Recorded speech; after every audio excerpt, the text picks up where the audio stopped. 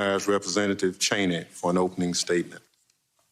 Thank you very much, Chairman Thompson. Thank you to all my colleagues on this committee, and thank you to each of the witnesses appearing before us today. It is because of you. You held the line. You defended all of us.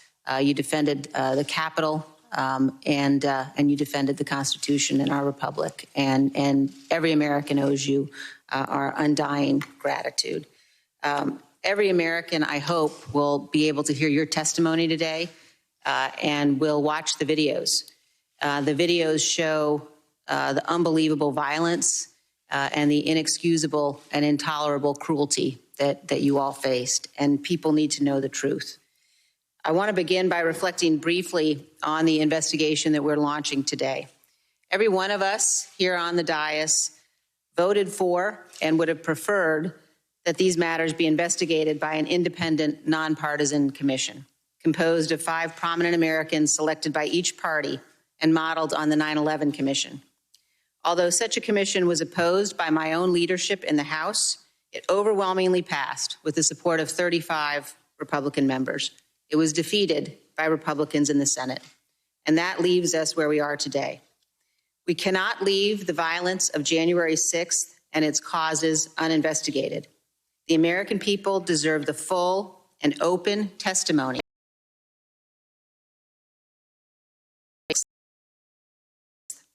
we must know what happened here at the Capitol. We must also know what happened every minute of that day in the White House, every phone call, every conversation, every meeting. Men and women have an obligation to step forward. If those responsible are not held accountable, and if Congress does not act responsibly, this will remain a cancer on our constitutional republic, undermining the peaceful transfer of power at the heart of our democratic system. We will face the threat of more violence in the months to come and another January 6th every 4 years. I have been a conservative Republican since 1984, when I first voted for Ronald Reagan. I've disagreed sharply on policy and politics with almost every Democratic member of this committee. But in the end, we are one nation under God. The framers of our Constitution recognized the danger of the vicious factionalism of partisan politics. And they knew that our daily arguments could become so fierce that we might lose track of our most important obligation: to defend the rule of law and the freedom of all Americans.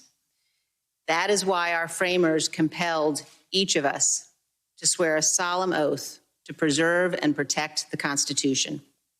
When a threat to our constitutional order arises, as it has here, we are obligated to rise above politics. This investigation must be nonpartisan.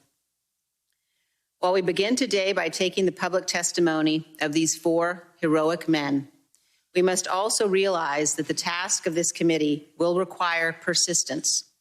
We must issue and enforce subpoenas promptly. We must get to objective truth. We must overcome the many efforts we are already seeing to cover up and obscure the facts.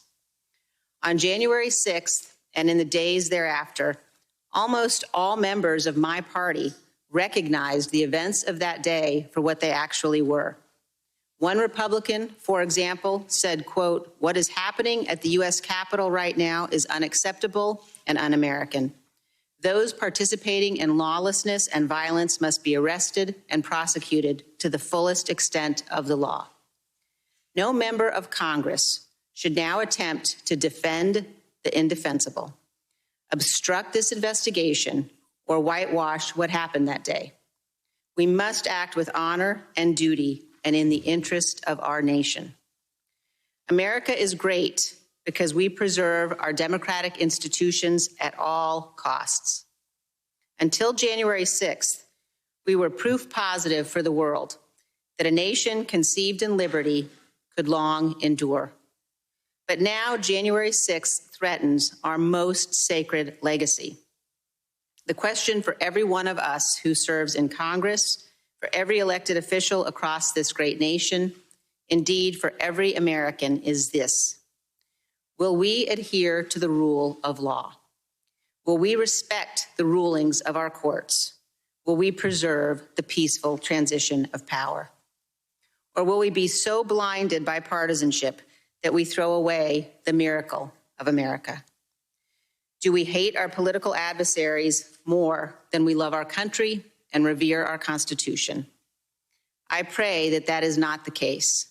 I pray that we all remember our children are watching as we carry out this solemn and sacred duty entrusted to us. Our children will know who stood for truth, and they will inherit the nation we hand to them, a republic if we can keep it. Thank you, Mr. Chairman. I yield back.